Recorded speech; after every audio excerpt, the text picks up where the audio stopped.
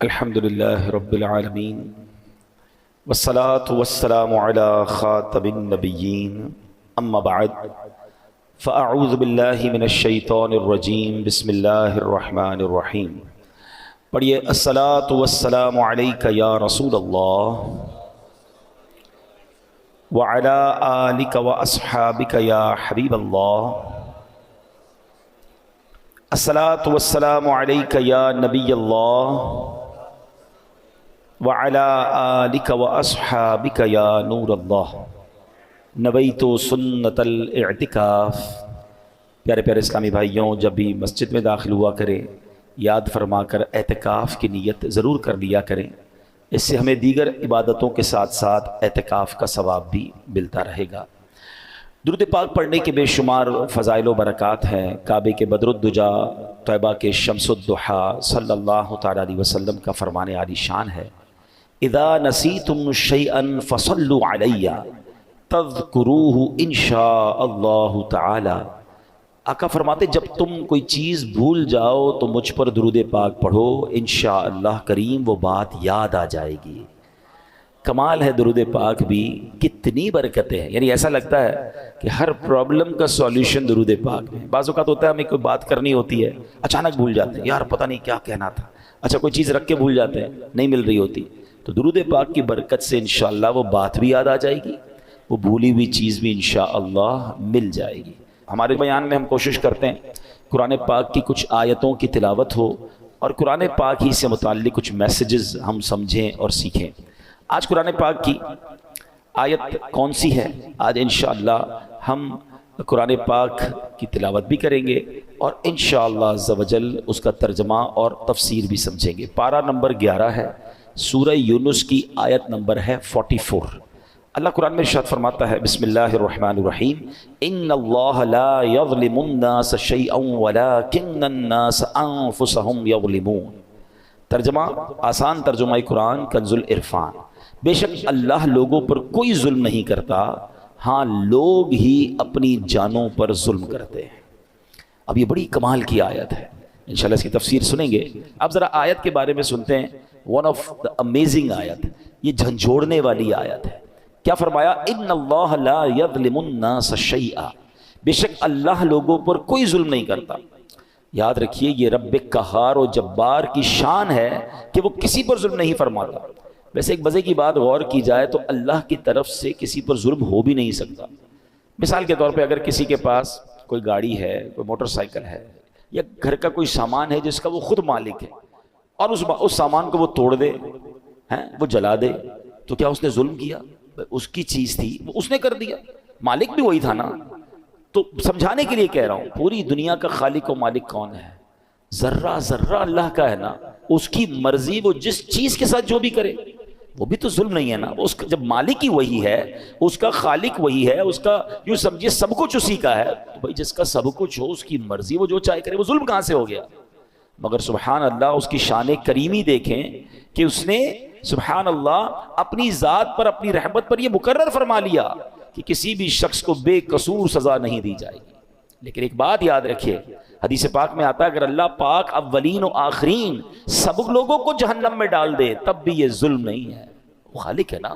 لیکن اس نے اپنی رحمت کے ذمے پر کیا لیا کہ کسی بھی شخص کو بے قصور سزا نہیں دی جائے گی۔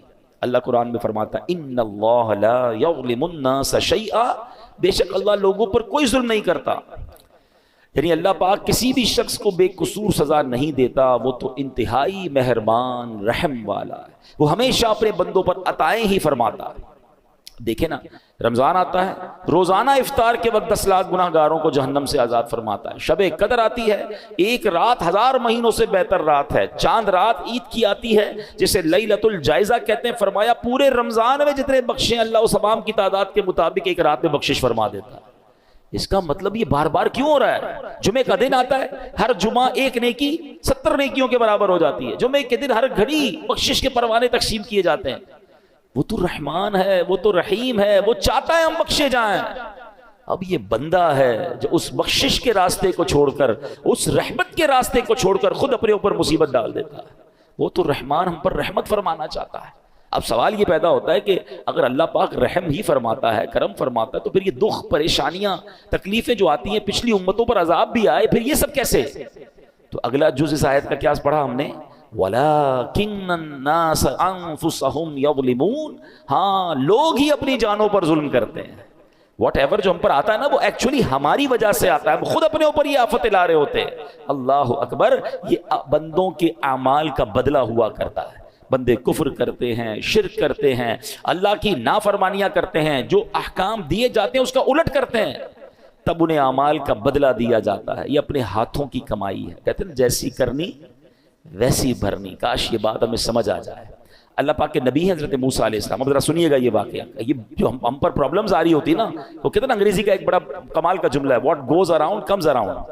آپ جو کر رہے ہوتے ہیں نا اس کا بدلہ آ رہا ہوتا ہے. اچھا کر رہے ہوتے ہیں، کہیں نہ کہیں سے آپ کے ساتھ اچھا ہو رہا ہوتا ہے. بندہ کہتا ہے کمال ہے یار، یہ میرا کام کیسے اچھا ہو گیا، یہ مجھے یار کیسے فائدہ ہو گیا، یہ بندہ یوں مجھ پر مہربان کیسے ہو گیا. آپ کو نہیں پتا کچھ عرصہ پہلے آپ نے کسی غریب سے دعائیں لی تھی، آپ نے کوئی اچھا کام کیا تھا، کسی سے مسکرا کر ملے تھے، آپ نے اللہ کو راضی کرنے والا کوئی کام کیا تھا، وہ نیکی کا بدلہ آپ کو کسی اور صورت میں مل رہا ہے. اور یہ جو زیادتیاں، ظلم لوگوں پر کہتے ہیں نا، بربریت کر کے لوگ چل رہے ہوتے، سمجھتے میرا کچھ نہیں بگڑتا. کبھی ان کو اس کی جو سزا ملتی ہے نا، کبھی وہ بچوں میں دیکھتے ہیں، کبھی بیماری میں دیکھتے ہیں، کبھی جناب ان کے ساتھ جب کچھ ہوتا ہے تو بندہ کہتا ہے میں نے کیا کیا. جناب جو پہلے کیا تھا نا، کہ اس کی اب آپ کو سزا مل رہی ہے. اب سنیے، حضرت موسیٰ علیہ السلام نے اللہ سے عرض کی کہ اللہ میں تیرا عدل و انصاف دیکھنا چاہتا ہوں. فرمایا موسیٰ آپ دیکھ نہیں پائیں گے. ہے نا عجیب بات، عدل و انصاف نہیں دیکھ پائیں گے. کہ یا اللہ میں بہت دکھا دے مولا، میں دیکھنا چاہتا ہوں، میں تیری قدرت کے نظارہ دیکھنا چاہتا ہوں. تو اللہ نے فرمایا ٹھیک ہے، پھر فلاں دریا کے کنارے جا کر کہیں چھپ جائیے. آپ گئے اس دریا کے کنارے اور ہائیڈ ہو گئے، چھپ گئے کہ دیکھیں ماجرا کیا ہے. اب آپ نے دیکھا کہ تھوڑی دیر میں ایک شخص، امیر شخص آیا، گھوڑے پر سوار تھا، دریا پر آیا اور دریا کے پاس اس نے ہاتھ منہ دھویا اور اس کے پاس ایک تھیلا تھا مال سے بھرا ہوا، پیسوں سے بھرا ہوا. اس نے رکھا اور منہ ہاتھ دھویا، فریش ہوا اور گھوڑے پہ بیٹھ کے چلا گیا. اپنا وہ تھیلا جو ہے وہ دریا کے کنارے بھول گیا. ہو جاتا ہے کبھی ہم بھی کہیں جاتے ہیں تو کوئی چیز اچانک بھول جاتے ہیں. اب ایک بچہ آیا، حضرت موسیٰ دیکھ رہے ہیں، بچہ آیا اور اس نے دیکھا کہ تھیلا ہے، پیسے بھرے میں، پیسے اٹھایا، وہ چلا گیا. تھوڑی دیر ہوئی تو ایک اور شخص آیا جو کہ اندھا تھا اور وہ آ کر دریا کے کنارے لیٹ گیا، آرام کرنے لگا. اب اس امیر شخص کو یاد آیا کہ میرا تو تھیلا رہ گیا تھا. وہ ڈھونڈتے ڈھونڈتے دریا پر آیا تو دیکھا ایک شخص لیٹا ہوا ہے اور آنکھیں بھی نہیں ہیں، اندھا ہے. حضرت وہ شخص کہتا ہے بھائی تم نے میرا تھیلا دیکھا ہے؟ وہ کہتا ہے حضرت میں نے کہاں سے دیکھا، میں تو اندھا ہوں. کہتا ہے سچ بتاؤ، تمہارے علاوہ کوئی نظر نہیں آ رہا، میرے بہت سارے پیسے تھے، بتاؤ کدھر ہے ورنہ جان سے مار دوں گا. وہ منتیں کرتا رہا، ریکویسٹیں کرتا رہا. وہ شخص نہیں مانا، وہ امیر شخص، اس نے اس اندھے بندے کو قتل کر دیا. حضرت موسیٰ نے کہا یا اللہ، اس اندھے نے تو کچھ کیا ہی نہیں، یہ تو لیٹا ہوا تھا، یہ تو آرام کر رہا تھا، اس نے پیسے چوری بھی نہیں کیے، اس کو قتل کر دیا گیا. اللہ اکبر. اب اللہ پاک نے وحی بھیجی. دیکھو اللہ کے راز کیا ہوتے ہیں. فرمایا اے موسیٰ، یہی ہمارا انصاف ہے. معاملہ اصل میں یوں ہے کہ وہ جو بچہ تھا نا، اس کا والد اسی امیر شخص کے گھر اس پاس مزدوری کرتا تھا اور اس امیر شخص نے اس کی مزدوری دبائی ہوئی تھی، بہت عرصے سے اس کے پیسے نہیں دے رہا تھا. یہ اتنا ہی مال تھا جتنی اس کے باپ کی مزدوری ملنی تھی. ہم نے کسی اور ذریعے سے اس بچے کو وہ مزدوری پہنچا دی. اور جو بوڑھا تھا، یعنی جو اندھا تھا، اس نے اپنی جوانی میں اس امیر شخص کے والد کو قتل کیا تھا. آج اس قتل کے بدلے وہ خود قتل ہو گیا. یوں مزدور کو مزدوری بھی مل گئی اور قاتل کو اس کی سزا بھی مل گئی. ہمیں نہیں پتا ہوتا کسی کے ساتھ کیا ہو رہا ہے، مگر کہیں نہ کہیں what goes around comes around. آپ جو کرتے ہو اس کا بدلہ آپ کو مل رہا ہوتا ہے. کاش یہ بات ہمیں سمجھ آ جائے. ایسا نہیں کہ کوئی بندہ ظلم کر کے کہ بھائی اس کو میں نے خود کسی اور پرانے معاملے کی سزا دے دی. یہ ہمارا کام نہیں ہے، یہ اللہ کے راز ہیں. سورہ کہف پڑھے نا، سورہ کہف میں، ویسے میں بار بار کہا کرتا ہوں، Surah Kahf one of the amazing surahs of Quran ہے، اور اس میں خاص طور پہ جو 3 واقعات ہیں، کمال کے واقعات ہیں. اس سورہ کہف میں ایک واقعہ ہے نا، حضرت موسیٰ علیہ السلام اور حضرت خضر علیہ السلام سے جو ملاقات ہوئی، اس میں بڑے عجیب واقعات تھے. حضرت موسیٰ حیران ہو گئے تھے، مگر پیچھے اللہ کے راز تھے نا. ہر واقعے کے پیچھے کوئی ریزن تھا. تو ہمیں یہ سمجھنا ہوگا کہ ہمارے ساتھ جو پرابلمز ہیں، جو کلیمٹیز ہیں، جو مشکلیں ہیں، جو تنگ دستیاں ہیں، جو ذلت و رسوائی کبھی ہو جاتی ہے، بنایا کام بگڑ جاتا ہے، یہ ایکچولی کہیں نہ کہیں ہمارے اعمال کی سزا ہوتی ہے. یہ ہماری غلطیوں کا ہمیں خمیازہ بھگتنا پڑتا ہے. اللہ کسی پر ظلم نہیں کرتا، یہ بات ہمیشہ یاد رکھیے گا. مگر افسوس، آج لوگ جب کوئی مشکل آئے تو معاذ اللہ کی بارگاہ میں شکوے کر رہے ہوتے ہیں، اور بعض اوقات ایسے جملے کہہ دیتے ہیں جو کفریہ جملے ہوتے ہیں، اللہ تو ہماری سنتا ہی نہیں ہے، پتہ نہیں ہمارے ساتھ ہی مشکل ہوتی ہے، ہماری تو دعا قبول ہی نہیں ہوتی ہے، پتہ نہیں کیا قصور کر دیا۔ اللہ کے بندے یہ کہہ کیسے سکتے ہو آپ اور میں کہ ہم نے قصور کیا کر دیا؟ صبح و شام قصور کر رہے ہیں، ہم تو سراپا قصور ہیں۔ سچ بات بتاؤں، اگر مجھے اور آپ کو ہمارے اعمال کی سزا ملنا شروع ہو جائے نا تو ہم تو مارے گئے۔ مجھے ایک بات بتائیں، اللہ نے آنکھیں کس لیے دی ہیں؟ کیا آنکھیں اس لیے دی کہ اس سے حرام دیکھا جائے؟ انصاف تو یہ ہوتا کہ بندہ حرام دیکھتا تو اندھا کر دیا جاتا۔ بھائی آنکھیں دی تو نہیں تھی نا اس لیے۔ آپ کیا کرتے ہیں اپنے آفس میں؟ آپ نے کسی آفس کے بوائے کو موٹر سائیکل دی یا سفر کے لیے گاڑی دی یا موبائل فون دیا کہ بیٹا یہ کام ہے، تم اس چیز سے یہ کام کرنا، اور آپ کو تھوڑے دنوں بعد پتہ چلے کہ جو میں نے فیسلٹی دی ہے وہ اس کام کو تو کر ہی نہیں رہا، میری فیسلٹی کو یوز کر رہا ہے مگر میرا کام تو کر نہیں رہا۔ آپ کیا کہیں گے؟ بھائی گاڑی واپس دو، موٹر سائیکل واپس، جب تو وہ کام ہی نہیں کر رہے میں جس چیز کے لیے میں نے تمہیں دی، تو پھر کس بات کی تمہیں یہ سب فیسلٹی دوں؟ اللہ نے آنکھیں حرام دیکھنے کے لیے نہیں دی تھی، آنکھیں حرام دیکھتی وہ واپس لے لیتا نا، کان حرام سنتے تو بہرے ہو جاتے، ہاتھ ظلم کے لیے اٹھتے تو ہاتھ کٹ کر گر جاتا، پیر حرام کی طرف جاتا، اللہ کی نافرمانی کی طرف جاتا، میں اور آپ لنگڑے ہو جاتے۔ ارے وہ تو سزا دے ہی نہیں رہا، بہت تھوڑی میں جان چھوٹ رہی ہے، اور بندہ کہتا ہے پتہ نہیں کیا قصور کر لیا۔ اس سے پوچھو بھائی نماز 5 ٹائم پڑھتے ہو؟ نہیں وہ تو کبھی کبھی قضا ہو جاتی ہے۔ پھر کہتے ہو کیا قصور کر لیا؟ مطلب ہمارا تو دن رات قصور میں ہے۔ پھر یہ جملہ کیسے زبان پر آتا ہے؟ شکوہ نہیں، وین ایور کوئی پرابلم آئے اپنے آپ کو ریئلائز اسکین کرنا شروع کر دو کہ کیا غلطی ہو گئی بھائی، کیا مشکل ہو گئی، میں نے ایسا کیا کر دیا، فوراً توبہ، فوراً استغفار، فوراً اللہ کی طرف رجوع کریں، پھر دیکھیں انشاءاللہ رحمتوں کے دروازے پھر کھل جائیں گے۔ اللہ اکبر۔ ایک بار مسلمانوں کے پہلے خلیفہ حضرت ابو بکر صدیق رضی اللہ تعالیٰ عنہ نے بارگاہ رسالت میں عرض کی، اللہ پاک قرآن میں فرماتا ہے جو کوئی برائی کرے گا اسے اس کا بدلہ دیا جائے گا۔ حضرت ابو بکر نے کہا حضور ذرا یہ آیت کے بارے میں بتائیں، اس کا مطلب کیا ہے؟ تو نبی پاک نے فرمایا غفر اللہ لکا یا ابا بکر، اے ابو بکر اللہ پاک تیری بخشش فرمائے۔ اے ابو بکر کیا لوگ بیمار نہیں ہوتے؟ کیا انہیں رنج نہیں پہنچتا؟ کیا وہ غمگین نہیں ہوتے؟ کیا پریشانیاں نہیں آتی؟ عرض کیا کیوں نہیں، یہ تو سب کچھ ہوتا ہے۔ فرمایا فہوا ما تجزون بہ، پس یہ ان کے اعمال ہی کا تو بدلہ ہے۔ یہ جو بیماری آئی، ٹینشن آئی، غم آیا، خوف آیا، کاش ہم یہ بات سمجھ جائیں۔ میرے پیارے اسلامی بھائیوں، اب ذرا ایک بڑی کمال کی حدیث ہے، تقریباً ہر جمعہ کے خطبے میں یہ حدیث ہم سنتے ہیں، بس اللہ کرے ہم سمجھنے والے بنے، میسج لینے والے بنے۔ کیا حدیث پاک ہے؟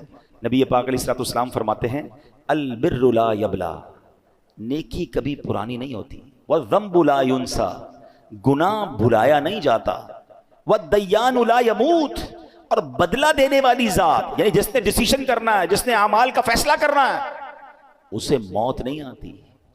میں اور آپ نیکی کر کے بھول جاتے ہیں مگر نیکی باقی رہتی ہے، میں اور آپ گناہ کر کے بھول جاتے ہیں مگر گناہ بھی بھلایا نہیں جاتا، وہ بھی لکھا ہوا ہے، اور ایک دن آئے گا جب ڈیسیشن لیا جائے گا، اور جس نے ڈیسیشن لینا ہے، جس نے فیصلہ کرنا ہے، والدیان لا یموت، بدلہ دینے والی ذات یعنی اللہ کو موت نہیں آتی۔ مگر اس حدیث کا جو اگلا پارٹ ہے نا وہ ہمارا ٹاپک یہی ہے، اعمل ما شئت کما تدین تدان، جو چاہو کرو، اعمل ما شئت، جو دل چاہتا کرو، کما تدین تدان، پھر جیسی کرو گے نا ویسا ہی اس کا اجر پاؤ گے، ویسا ہی اس کا بدلہ ملنا، ٹٹ فار ٹٹ ہے نا، جیسی کرنی ویسی بھرنی۔ وہ کہتے ہیں نا فارسی شاعر، گندم ز گندم جو ز جو، از مکافات عمل غافل مشو، کہتے ہیں گندم بیج کر گندم ہی کاٹو گے، جو جب ڈالو گے بیج تو جو ہی کاٹو گے۔ دنیا میں مکافات عمل ہیں، یعنی جیسی کرنی ویسی بھرنی والا قانون جاری ہے، اس سے غفلت مت کرو۔ ہاں کریں غلط کام اور کہتے ہیں بھائی جنت میں جانا ہے، آپ پہلے غلط کام تو چھوڑیں نا، حرام کو تو چھوڑیں۔ سیدی اعلیٰ حضرت بڑا کمال کا شعر لکھتے ہیں، آپ فرماتے کام زندہ کے کیے اور ہمیں، زندہ کہتے ہیں جیل، یہاں مراد کیا؟ جہنم۔ کام کدھر کے کیے؟ جانے کے، جہنم میں جانے کے۔ کام زندہ کے کیے اور ہمیں شوق گلزار ہے کیا ہونا ہے، شوق جنت میں جانے کا ہے، کام جہنم میں جانے والے کرنے۔ اب خود بتائیں نا ایسا کیسے ہوگا؟ ہمیں کام جنت والے کر کے پھر اللہ سے دعا کرنی، اللہ قبول کر لے تاکہ ہمیں بھی تیری جنت مل جائے۔ تو اے میرے پیارے اسلامی بھائیوں یاد رکھیے، جیسا میں نے کہا نا ہمیں پتہ نہیں ہوتا کسی کے ساتھ زیادتی، کسی کے ساتھ ایسا عمل جو ہمیں کس طرح آ کر ستاتا ہے، پھر کس طرح تکلیف آتی ہے۔ امام ذہبی رحمۃ اللہ تعالی علیہ لکھتے ہیں کسی بزرگ نے ایک شخص کو دیکھا، اس کا کاندھے سے بازو کٹا ہوا تھا اور وہ آواز لگا رہا تھا جس نے مجھے دیکھا وہ ہرگز کسی پر ظلم نہ کرے۔ لوگوں نے پوچھا ایسا کیا ہوا تمہارے ساتھ؟ وہ کیا کہتا ہے؟ کہتا ہے میرا معاملہ بڑا عجیب و غریب ہے. کتابوں میں لکھا کہ وہ ٹیکس وصول کرنے والا یا جس طرح کوتوال ہوتا ہے افسر تھا. ایک بار مچھیرے کے پاس گیا, مچھلی کی دکان تھی, مچھیرے مچھلی بیچ رہے تھے. اس نے دیکھا بڑی فریش مچھلی تھی, کہا مچھلی دکھاؤ ذرا. اس نے مچھلی دکھائی, صاحب 500 روپے کی. کہتا ہے کبھی ہم نے بھی پیسے دیے ہیں. مچھلی لی اور چل پڑا. وہ چیختا رہ گیا, بھائی جان میرے بچوں کی روزی ہے, میں تو اتنا ہی کماتا ہوں, مہربانی کرو. کہا جاؤ ادھر سے. کہتا ہے میں نے اس بیچارے کے ساتھ زیادتی کی اور چل پڑا. جیسے چل پڑا تو وہ مچھلی اتنی فریش تھی کہ پھڑک رہی تھی, تو اس مچھلی نے میرے انگوٹھے پہ کاٹ لیا. گھر آیا, بیوی کو کہا مچھلی بناؤ, آج بڑی شاندار فریش مچھلی لایا ہوں. بستر پر لیٹا تو انگوٹھے میں درد, بڑا شدید درد, لال ہو گیا پورا انگوٹھا. گھر کے قریب ہی ایک ڈاکٹر جاننے والا تھا, گیا اس کے پاس, کہا بھائی دیکھو یہ انگوٹھے میں کیا ہوا ہے. کہتا تمہارے انگوٹھے میں تو زہر پھیل گیا ہے, فوراً فیصلہ کرو, یا تو انگوٹھا ابھی ابھی کاٹ لو ورنہ پورے ہاتھ میں پھیل جائے گا. کہتا میں مرتا کیا نہ کرتا, روتے روتے انگوٹھا کٹوایا, پٹی بندھوائی. گھر آیا تو بیوی نے کہا مچھلی کا نہیں کھانی مجھے مچھلی, میرا انگوٹھا ہی کٹ گیا. تھوڑی دیر ہوئی تو پورا ہاتھ میں درد, پوری ہتھیلی لال, سوجنے لگ گئی. پھر گیا ڈاکٹر کے پاس, تم نے تو کہا تھا انگوٹھا کٹواؤ ہاتھ بچ جائے گا, یہ کیا ہوا؟ کہتا دیر ہو گئی, یہ پورے ہاتھ میں پھیل جائے گا, ہتھیلی کاٹو. کہتا میں نے ہتھیلی کٹوائی. تھوڑی دیر ہوئی, رات کو سویا تو پورے بازو میں درد, پورا بازو لال, تکلیف سے چیخے مارنے لگا. پھر گیا ڈاکٹر کے پاس. ڈاکٹر نے کہا اب تو پورا ہاتھ جو ہے وہ تمہارا سوج گیا ہے, جسم پورا کٹنا پڑے گا, اب جلدی فیصلہ کرو, ہاتھ کاٹو. اس کا ایک دوست بھی تھا, وہ دوست کہتا ہے یار یہ بتاؤ تمہارے ساتھ کوئی آج نیا معاملہ تو نہیں ہوا, کوئی یونیک بات, کوئی ہٹ کے کوئی کام کیا تم نے؟ کہتے ہاں آج میں نے ایک مچھیرے کا حق دبایا ہے. وہ غریب چیختا رہ گیا, میں اس کی مچھلی لے کر آ گیا. کہ جلدی چلو اس کے پاس, معافی مانگ لو ورنہ ایک ایک کر کے تیرا پورا جسم کٹ جائے گا. وہ دونوں دوست رات مچھیروں کی بستی میں گئے, پٹیاں بندھی ہوئی, تکلیف سے چیخ رہا ہے, اور مچھیرے کی بستی میں جا کر ایک ایک گھر پر, ایک ایک جھونکڑی پر ڈھونڈتے رہے, کدھر ہے وہ مچھیرا. آخر وہ مچھیرا ملا. وہ کہتے ہیں نا غریب کا دل بھی بڑا ہوتا ہے. وہ جیسے اس کو دیکھا, یہ کوتوال یا جو بھی افسر تھا اس کے قدموں میں گرا, کہا بھائی مجھے معاف کر, تمہاری ایک مچھلی لے کر گیا, آج تو پورا ہاتھ ہی میرا کٹ گیا. جب اس نے اس کا یہ حال دیکھا تو اس کو معاف کر دیا. جب معاف کر دیا نا تو اس افسر کا جو دوست تھا اس نے مچھیرے سے پوچھا کہ ایک بات تو بتاؤ, جب یہ تمہاری مچھلی لے کر چلا گیا تھا تم نے کچھ دعا کی تھی, تم نے اللہ کو پکارا تھا؟ پتہ ہے وہ مچھیرا کیا کہتا ہے؟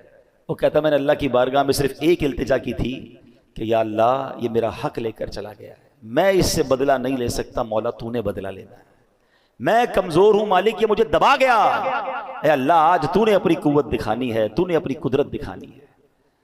اے میرے پیارے اسلامی بھائی, اب بتاؤ ایک مچھلی تھی, چند 100 روپے کی تھی, بندے کا ایک ایک کر کے جسم کٹنا شروع ہو گیا.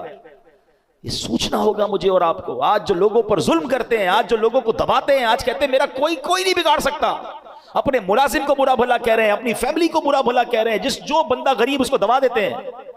ایک بات یاد رکھنا, میں نے کئی بار اپنے بیان میں ایک جملہ کہا ہے, میں نے پنجاب میں ایک جملہ, پنجاب گیا تھا تو ایک جملہ سیکھا تھا. وہ کہتے ہیں مضبوط آدمی سے نہ ڈرو, ماڑے آدمی سے ڈرو. اچھا مجھے اس وقت تک ماڑے کا مطلب بھی نہیں پتا. میں نے کہا ماڑا کس کو کہتے؟ کہتے ماڑا کہتے کمزور کو. تو میں نے کہا یہ کیوں کہہ رہے ہیں آپ, مضبوط آدمی سے نہ ڈرو کمزور سے ڈرو؟ وہ کہتے ہیں مضبوط تو اپنا بدلہ تم سے خود لے لے گا, جو ماڑا ہوگا نا کمزور, وہ اللہ کی بارگاہ میں فریاد کرے گا, اور پھر اللہ جب اس کا بدلہ لے گا نا, جب وہ اس ظلم کا تمہارے ساتھ حساب فرمائے گا, پھر ظالم کو چھپنے کی جگہ نہیں ملے گی. ایک بات یاد رکھا کریں, جو لوگ یہ کہتے ہوتے ہیں نا میرا کوئی کچھ نہیں بگاڑ سکتا, واقعی وہ تمہارے ساتھ کچھ نہیں کر سکتا. مظلوم غریب بیچارہ وہ کیا کر لے گا, مگر اس کے پاس ایک راستہ ہے, وہ اللہ کو پکارتا ہے, اور جب دل سے پکار جاتی ہے نا مظلوم کی, تو پھر ظالم بچتا نہیں. تو اے میرے پیارے اسلامی بھائی, آج جو ہم قرآن کی آیت سن رہے ہیں اور سمجھ رہے ہیں, اس کا مطلب یاد رکھیے گا کہ اللہ کسی پر ظلم نہیں کرتا, بندے ہی اپنے اعمال کی وجہ سے اپنا بیڑا غرق کرتے ہیں, اپنے اوپر سمجھنے آفتوں کو لے کر آتے ہیں. کاش یہ بات ہمیں سمجھ آ جائے. اے میرے پیارے اسلامی بھائیو, پچھلی قوموں کو قرآن پڑھے تو پتہ چلے نا, پچھلی قوموں کا ذکر بڑا بریفلی قرآن میں ہوا, بڑا واضح ہوا. قوم عاد پر سخت آندھی کا عذاب آیا, جس نے انہیں کھائے ہوئے بھوسے کی طرح ملیا میٹ کر دیا. سبب کیا تھا؟ ان کے گناہ تھے. قوم سمود پر شدید زلزلے کا عذاب آیا, جس نے انہیں ہمیشہ کے لیے فنا کے گھاٹ اتار دیا. اس کا سبب بھی ان کے گناہ تھے. نمرود پر مچھروں کا عذاب بھیجا گیا, اس کا سبب کیا تھا؟ خدائی کا دعویٰ تھا نا, اللہ کی نافرمانی تھی. فرعون کے ساتھ کیا ہوا؟ کرو فر, اللہ نے کتنا دیا اسے. اللہ کو ناراض کیا، اللہ نے پانی میں غرق کر دیا، دریا میں غرق کر دیا۔ قارون کے پاس کتنا خزانہ تھا، آج دنیا میں کس کے پاس اتنا خزانہ ہے؟ قرآن کہتا ہے اس کے خزانوں کی چابیاں پوری ایک جماعت اٹھاتی تھی، یعنی اونٹوں کی قطاریں ہوتی تھی جو قارون کے خزانہ نہیں اٹھاتی تھی، اس کے خزانوں کی چابیاں اٹھاتی تھی۔ نافرمانی کی، زکوٰۃ سے انکار کیا، اللہ کے فیصلوں کے خلاف چلا، خزانے سمیت دھسا دیا گیا۔ یہ سارے واقعات قرآن میں موجود ہیں جو پکار کر کہہ رہے ہیں کہ رب کو ناراض مت کر بیٹھنا ورنہ پھر بربادی ہے۔ اللہ اکبر۔ امام حسن بصری رحمۃ اللہ تعالی فرمایا کرتے تھے، اے ابن آدم تیری ہلاکت ہو، کیا تو اللہ پاک سے مقابلہ کرنا چاہتا ہے؟ اللہ سے مقابلہ کون کر سکتا ہے؟ فرمایا ہاں، جس نے اللہ پاک کی نافرمانی کی گویا اس نے اللہ پاک سے جنگ کی، اور اللہ پاک سے جنگ کا نتیجہ کیا ہے؟ تباہی اور بربادی۔ اے میرے پیارے اسلامی بھائی، گناہوں سے توبہ کر لیجئے، جو ہو گیا اس سے معافی مانگ لو، وہ بڑا کریم ہے، وہ معاف فرمانے والا ہے۔ آخری نبی علیہ الصلوۃ والسلام فرماتے، آقا فرماتے ہر آدمی سے خطا ہو جاتی ہے اور بہترین خطا کار وہ ہے جو توبہ کر لے۔ توبہ کرنا، کہتے نا گناہ عادت بن جائے تو توبہ کو دستور بنا لو۔ جیسے ہی گناہ ہونا فوراً نیکی کرنا شروع کر دے، استغفار کرنا شروع کر دے، توبہ کرنا شروع کر دے، تو انشاءاللہ اللہ نے چاہا تو وہ گناہ کی جو نحوست ہے وہ ختم ہو جائے گی۔ اے میرے پیارے اسلامی بھائیوں، ایک بار حضرت عیسیٰ علیہ السلام کے ساتھ کچھ لوگ اپنے حواریوں کے ساتھ، اپنے دوستوں کے ساتھ، ساتھیوں کے ساتھ تشریف فرما تھے۔ ایک بہت ہی خوبصورت حسین و جمیل پرندہ آیا اور آپ کے سامنے زمین پر لوٹ پوٹ ہونے لگ گیا۔ اس نے اپنے آپ کو زمین پر اتنا رگڑا کہ اس کی خال اتر گئی، اب وہ سرخ، گنجا اور بدصورت دکھنے لگا۔ پھر وہ پرندہ کیچڑ میں گیا، اس میں لوٹ پوٹ ہونے لگا تو کیچڑ میں گندا بھی بڑا ہو گیا، اور اس کے بعد اس پرندے نے ایک پانی کے تالاب میں چھلانگ لگائی۔ جب وہاں سے باہر نکلا نا تو صاف ستھرا بھی ہو گیا، نئی خال بھی آ گئی، پہلے جیسا خوبصورت بھی ہو گیا۔ حضرت عیسیٰ علیہ السلام نے جب یہ دیکھا تو اپنے حواریوں سے فرمایا کہ یہ پرندہ تمہاری طرف نشانی بنا کر بھیجا گیا، اٹ از سائن۔ اور فرمایا یہ جو مومن کی مثال ہے نا، مومن جب گناہ کرتا ہے تو گندا ہو جاتا ہے، گرد لگ جاتی ہے، کیچڑ لگ جاتی ہے، اور جب وہ توبہ کرتا ہے تو گناہوں کی سیاہی ایسے دور ہو جاتی ہے کہ وہ پہلے جیسا حسین و جمیل ہو جاتا ہے۔